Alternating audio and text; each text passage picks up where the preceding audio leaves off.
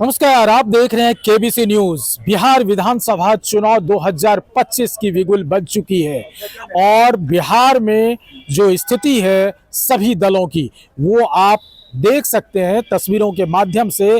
अमूमन ये जो भीड़ भड़क्का देख रहे हैं ये तमाम ऐसे कार्यालय में है जो राजनीतिक कार्यालय हैं। लोग अपने अपने महत्वाकांक्षा को लेकर के यहाँ पहुँचे हुए हैं कि हमें सीट मिले, हमें सीट मिले, लेकिन अभी पार्टी के तरफ से कोई निर्णय नहीं लिया गया है। सब अपने आप में मंथन कर रहे हैं कि किसको कितना सीट मिलेगा। सबसे पहले तो सीट शेयरिंग की अगर बात किया जाए तो दिल्ली में कल भी मीटिंग हुई थी और लगातार परसों से मीटिंग चल रही है। एनडीए की अगर बात करें तो और आज भी दिल्ली में महागठबंधन के कांग्रेस के साथ मीटिंग चल रही है और यहाँ बिहार में भी राष्ट्रीय जनता दल, कांग्रेस, वाम दल, ये तमाम लोग महागठबंधन के लोग बैठक में शामिल हुए और सीट शेयरिंग पर निर्णय कर रहे हैं। सीट शेयरिंग की बात अगर देखा जाए तो ये अनुमान लगाया जा रहा है कि अगर एनडीए से हम शुरुआत करें तो जनता दल यूनाइटेड 101 से 102 सीट उनके खेमे में आने वाले हैं और साथ ही भारतीय जनता पार्टी को 101 पर 100 से 101 पर उनकी बात बन सकती है। साथ ही अगर उपेंद्र कुशवाहा और चिराग पासवान की बात करें तो चिराग पासवान इसमें अटकल फंसा हुआ है। चिराग पासवान कहा जाता है कि प्रधानमंत्री के हनुमान हैं, बहुत प्यारे हैं, लेकिन उनकी जो महत्वाकांक्षा है वो 35 से 40 सीट पर उनकी महत्वाकांक्षाएं बनी हुई है। लेकिन ऐसा लग रहा है कि चिराग पासवान को 24-25 से ज़्यादा सीटें नहीं मिलने वाली है। उसी तरह से आप देखें तो जो कुशवाहा है रालोसपा, उसमें अगर देखा जाए तो उनको भी लगभग 5 सीटें, 4 से 5 सीटें उनको तय की जाएगी। जीतन राम मांझी को अगर देखा जाए तो जीतन राम मांझी तो सरेंडर कर चुके हैं कि हमें मिलेगा तो एक सम्मानजनक चीज़ मिले ताकि हम एक रिकॉग्नाइज हो सके। और ये देखा जा रहा है कि जीतन राम मांझी को भी 6 से 7 सीट मिलने की उम्मीद है और उन्होंने एक स्टेटमेंट में भी कहा था कि अगर हमें एक भी सीट मिलता है तो हम अपने पार्टी के लिए या अपने गठबंधन के लिए हम अपना वो धर्म निभाएंगे और हम चुनाव नहीं भी लड़ेंगे, हमें कोई उसमें ऐतराज़ नहीं है। इस तरह की अटकलें लग रही है। साथ ही अगर कांग्रेस की बात करें यानी महागठबंधन के खेमे में जाएं तो महागठबंधन के खेमे में कांग्रेस जो है वो आपको 70+ की सीटें पर दावेदारी किए हुए है और उसको मिलने वाली जो है उम्मीद था वो 60 से 65 की बात उसको लग रही है कि इस पर बातें बन सकती है। उसी तरह से आरजेडी जो है वो कहीं भी ज़्यादा रहना चाहती है और वो 100 सीट के ऊपर भी खेलना चाहती है, उनकी चाहत बनी हुई है।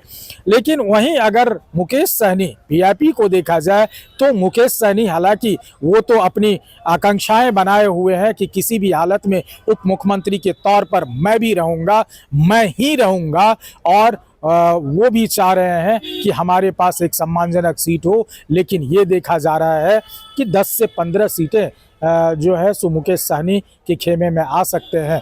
उस हिसाब से वाम दल बचते हैं, उनको भी 30-35 सीटें मिलेंगी और पशुपति पारस को 1 से 2 सीटें देने की बात की जा रही है। तो ये सारे अटकलें आज रात तक फाइनल हो जाएगा। लेकिन आप जो अलग अलग पार्टी कार्यालय में ये भीड़ देख रहे हैं, ये भीड़ सब लोग उसी आकांक्षा को लेके हैं। वो तमाम ऐसे नेता है, तमाम ऐसे वरिष्ठ नेता है, तमाम ऐसे कार्यकर्ता हैं जो शुरुआत से अपने संगठन के लिए लगे रहे और उसमें ये उम्मीद बना के आए कि हमें भी टिकट मिले। अब किसका टिकट कटता है और किसका टिकट बंटता है ये तो समझने वाली बात होगी। ये टिकट कटने और बंटने की जो प्रक्रिया है ये 24 से 48 घंटे में क्लियर हो जाएगा। जैसा कि आपको पता है कि चुनाव आयोग ने चुनाव की घोषणा कर दिया है। 6 नवंबर और 11 नवंबर को बिहार में चुनाव होंगे 2 चरण में और पहले फेज में जो है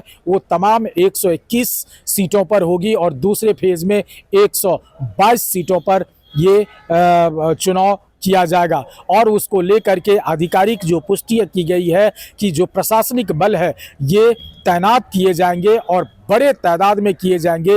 100% ब्रॉडकास्ट की सुविधा सरकार प्रोवाइड करेगी बूथ लेवल पर और इसमें आचार संहिता को देखते हुए बहुत ऐसे निर्देश भी दिए गए हैं। लेकिन जो ये घमासान मचा हुआ है सीट शेयरिंग से लेकर के टिकट बंटवारे तक का, ये कब तक खत्म होता है ये समझने वाली बात होगी। लोगों की आवाजाही लगातार पटना में जमा हुआ है। हर कार्यालय में, सीएम हाउस के पास भी लोग डटे हुए हैं। राजद के जो सुप्रीमो है लालू प्रसाद यादव, राबड़ी देवी के आवास में, ये इस तरह की चीज़ें अगर आप देखें तो उसमें ये समझ में आता है कि लोग अपने आकांक्षाओं को लेकर के यहाँ आए, लेकिन अब देखना होगा कि किसकी आकांक्षाएं पूरी होती है और कौन निराश और हताश होकर के कार्यालय से बाहर जाते हैं। ये एक दिलचस्प होगा, लेकिन उसमें कुछ ऐसे भी कार्यकर्ता होंगे,